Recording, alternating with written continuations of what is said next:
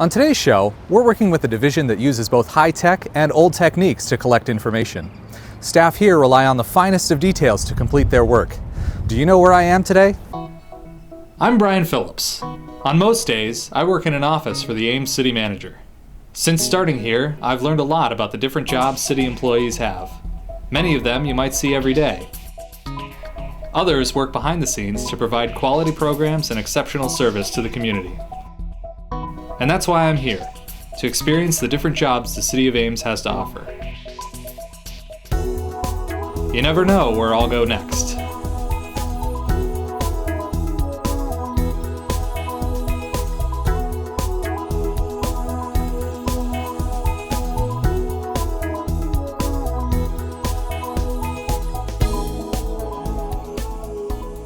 The Ames Police Department Records Division facilitates general public fingerprinting, while the Criminal Investigations Division collects fingerprint information at crime scenes.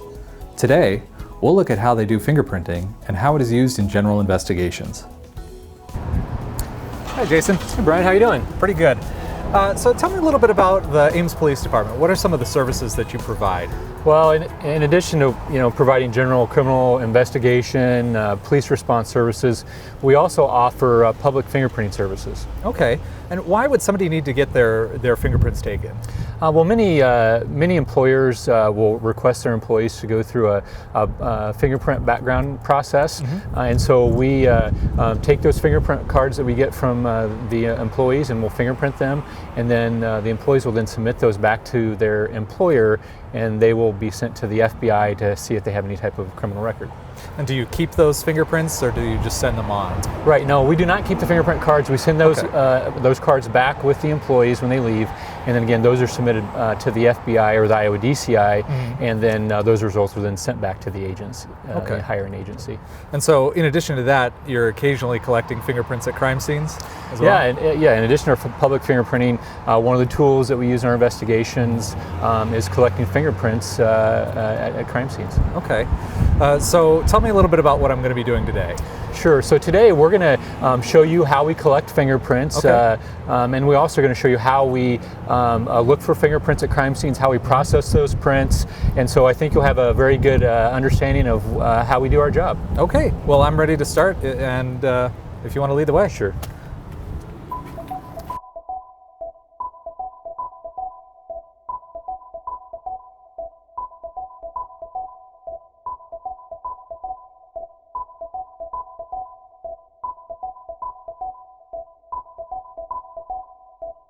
Hi, Addie. How you doing? Good. How are you doing, Brian? Pretty good. So you've been with the police department for how long? 11 years now. Okay. And you've fingerprinted a lot of crime scenes and a lot of people? Quite a few. It's a lot of fun. Okay. So you're our expert today on fingerprinting? Sure, just for today. Okay. So tell me a little bit about how the process works when somebody comes in the police department and they ask you to take their fingerprints. People can come to the police department Tuesdays and Thursdays from 11 o'clock to 1 o'clock, and they can get their fingerprints taken for whatever they need to have done, whether it be for a job application, for a background check, for a child care position, immigration, adoption, any of those reasons. You can come in and get your fingerprints taken by the extensively trained volunteers here at the Ames Police Department. All right, very good. And how they do that is they take a fingerprint card here, and they roll your fingers in ink, and then they roll the impressions on the card, and then they send the card off to the FBI, and the FBI will run those fingerprints against all the fingerprints in the world that they've collected to see if you really are who you say you are, or you've committed some sort of heinous crime where they have the latent fingerprints in the system. Okay, very cool. So are you ready to show me how fingerprints are collected? You bet. All right. So we've got this card here. And does this need to go in here? It does. You can flip up the top there. And it slides in under here? Like that? Yep. And thank goodness they label them with which finger goes in which box. Kind of helpful. That's easy. Then, when you get your fingerprints taken, you need to really relax and let me drive. Okay. I'm going to start really uncomfortable, roll it all the way from one side to another. Okay. And I'm going to use really light pressure and do the same thing right there on the paper. All right. And we can just go down each finger, getting a nice square impression. Yeah, so you can really see the whole way. detail in the print there. Yes. Should we keep going? Depends how many fingers you want. we can use them all. That's fine. So I noticed there are different patterns in the fingerprints. Can you tell me about some of the patterns that exist? I sure can. There are 3 main patterns. The first one is a whirl, and that kind of looks like a whirl in the toilet bowl when you flush it. Okay. That's how we like to remember it. Okay. The second one and most common is a loop. Okay. And if you look at your fingers, So like this here? yep, that is a loop. It comes in one side, loops around, and out the same side. Okay. Most of the loops are ulnar loops, which means they come in from the outside of your body, loop around, and go out the same way. Okay. But every now and then, especially rare fingerprints, is not an ulnar loop, and you have one on your pointer finger. I have the rare fingerprint. It is. That's pretty exciting. Oh boy. Then you slide up to do the left hand. Okay. So can I try to take your fingerprints? You bet. All right. So we're going to start with the thumb, and we start from uncomfortable to comfortable. So is it like that?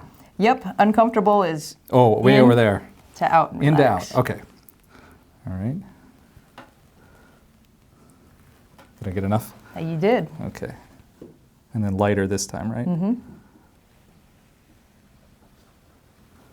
Ooh, perfect. Is that okay? I'm impressed. All right, and then pointer finger. Okay. How was that? That's pretty good too. Okay.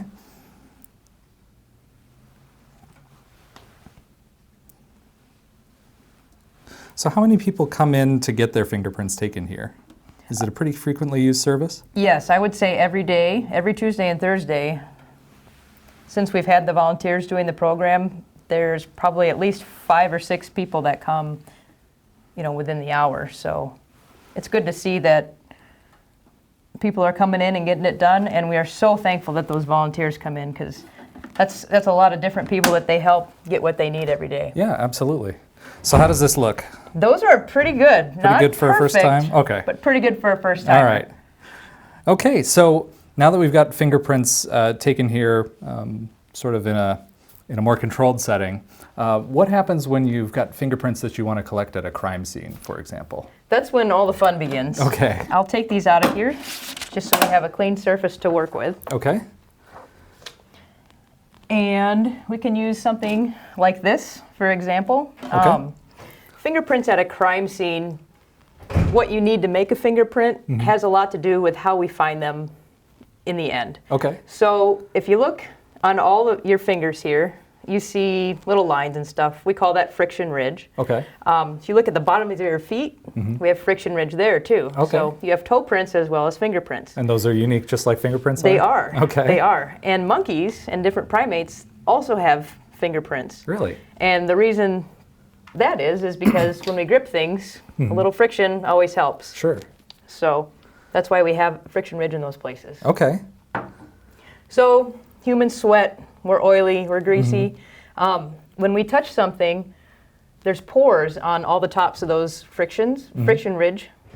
When we touch something, the oils from the ridges on our skin get deposited on the surface. And since the oils come out exactly where the ridges are, it leaves it in the same pattern as where you touched. Okay. So that's pretty neat. Yeah. Before we go too far, how long has fingerprinting as a science been used in police work? In law enforcement, only the last couple hundred years have they been recognized as something that you can use like we do today.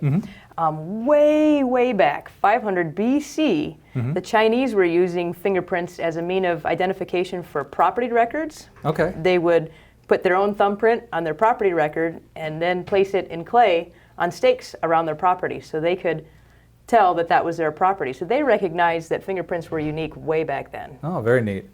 So, all right, so we have our CD that we're going to collect fingerprints off of. How does that process work? First, you have to find the fingerprints. Sure. And a lot of times, if you kind of look just in the right light, you can spot them.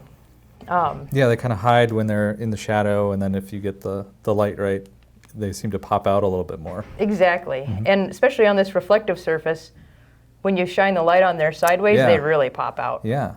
So now that we know there's probably a fingerprint there, and that's something that the suspect probably touched, that helps a little bit, because if you can imagine like a gas station robbery or something like that, there's fingerprints everywhere. Sure, everybody's touching everything. Right. Yeah, okay. So we found some fingerprints there, and now we take this really fine dust. It's a really fine powder, and we dust it around, and the fine powder adheres to the oil in your skin that was left on the CD. Okay, so that'll make the fingerprint pop out more? Yes, and then later we can actually pick up just the dust. Okay, so what do I need to do in order to dust for this print? We've got to be careful, even though these are feather brushes and they're really light, if we push too hard and spin it through, it'll draw lines right through our fingerprint. Oh, okay. It'll kind of ruin it. Yeah. So we have to be light and gentle. Okay. And we just take just a teensy little bit of powder, Okay. shake off the rest. You want to access it right here and spin it, just like you're spinning a pencil in a pencil sharpener. Like this? Yep. Okay. Just like that? Yes, and very lightly. You don't want to mess up those prints. How's that? Not too bad. We can check with a little side light. Why don't you give her just a little more bit more? dust? Oh yeah, very good, very good. Okay, yeah, you can really see the different texture and the detail in it now more. Right, and you can even see the pattern right away. Right. Okay, so now that we've dusted the prints, what's the next step? Actually, first, before we touch it, because that's the easy part, dusting is the easy part. Lifting is very difficult, so we want to take a scale like this. Okay. We'll put the scale next to the fingerprint. We will put our camera on its highest setting, a raw setting, Yeah. so that we get every single little detail possible. And we will take a picture from exactly 90 degrees above of each of those fingerprints. And that way, we'll have everything just in case we mess this next part up. Okay, so you can pull a little bit of information out of that in case the next part doesn't go well? Exactly, Okay. exactly. I'll give you this back.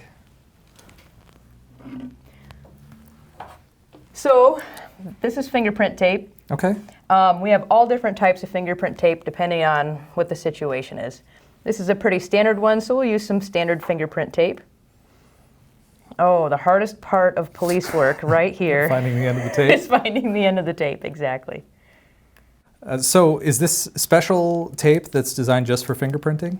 This is, yes. Okay. You can use everyday tape if you're playing around, but this is pretty thick, Okay. and it has a little bit of give and I see. flex with it. Okay. So that's kind of nice.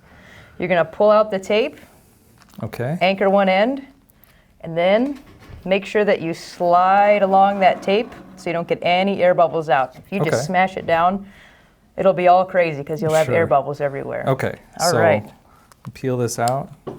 Yep, nice and smooth. that? Very nice. Okay. And then get one end down. Yes? I'll hold the CD for you. They like to move around a bit. Okay. And then use this to press the tape down. They have different types of tape for different situations. For example, like a convex or a concave surface. They have tape that's thicker with even more flex to it. How's that? Not too Is bad. that You gonna can work? see a few, Yeah, I got a little bit of bubbles. but that's okay because most of the ridge pattern detail is over there. So Okay. I think you did pretty So good. now just pull this back up. Yes, nice and smooth also. And you want to grab the end of that tape because you know how it curls back on itself. There Yeah, you go. Okay. So Now, we've got our fingerprints. if we have black fingerprint powder, we like to put it on white paper so we can see it. And same thing, you need to go, Oh, we go can get air smoothly bubbles across. on this Okay. way too, yep. And sometimes we put it on clear paper so we could use ultraviolet light underneath or different alternative light sources to try and illuminate. Okay. Oh, wow. Pretty good for a first timer. I'm Yeah, impressed. not bad. So, yeah, so now we've got all the detail captured in here. Now, what happens to this now that we've got it recovered? One of two things. If we have a suspect in mind, let's say this is our suspect. Sure. A fingerprint examiner would take each one and they would compare the fingerprints, the latent prints, to the known prints. So how does that happen? Do they use computers, or is that just with their own, using their own eyes and their own skill in interpreting? Both ways. Okay. If we did not have a known suspect to begin with, we would take these, we would send them down to the DCI. They have a computer there. Okay. It's an APHIS system. I'm sure you've heard of that before. Yeah, on television. Yeah, exactly. All those Yeah. CSI shows. Yeah, absolutely. They're perfectly accurate. What they would do is they would take the latent print and they would scan it into the computer. Okay. The computer would turn it into an algorithm, and it would compare that unknown algorithm to all of the known fingerprint cards, thousands upon thousands upon thousands that are already in the system. And the fingerprints get in the system whenever you get arrested. That's part of the process. You get fingerprinted. Your fingerprints go into the system. Then the latent fingerprints are compared to those mathematically. And what the computer does is it spits out a list. First most likely, second most likely match, third most likely. And then a person has to take the first most likely match or the known suspect and sit down and look at them side by side. Okay. So then they're examining them just to see what is an actual match. Exactly. Okay. And we go back to those main fingerprint patterns we were talking about before. First we look and we say, oh, that fingerprint right there is a whorl. And then I would look at all these fingerprints and see, oh, there's a whorl, there's a whorl, there's a whorl, and there's one in there. So there's quite a few whorls, so I've got quite a bit of work in front of me. Okay. Then I would figure out what type of whorl it was and how many lines are between the core of the whorl and the delta, which is the little triangle thing that everyone has on whorls and loops. Okay. I would count the lines. Oh, there's 36 lines between that core and that delta. So then I would go through and see which one has 36 lines between the core and the delta. Wow, so that takes a lot of attention to detail. It does, but it helps. You have a little magnifying glass there. Okay, cool. And if you walk by my office a lot, you'll see my head flat down on this for hours. Looking at fingerprints? Right. And oh, very good. in fingerprint school, they always joke they put some of that fingerprint powder around the eye. So when you put your face on it, then you have a little circle around your eye. So oh, very good. It's kind of fun.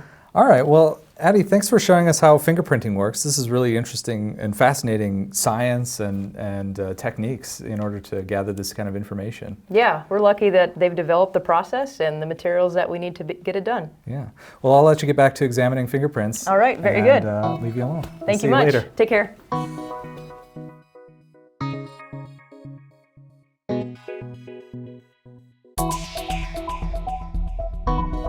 Well, today we got to see one of the many services offered by the Ames Police Department. If you'd like more information about fingerprinting, call 239-5133. And be sure to tune in for the next Where's Brian, because you'll never know where I'll go next.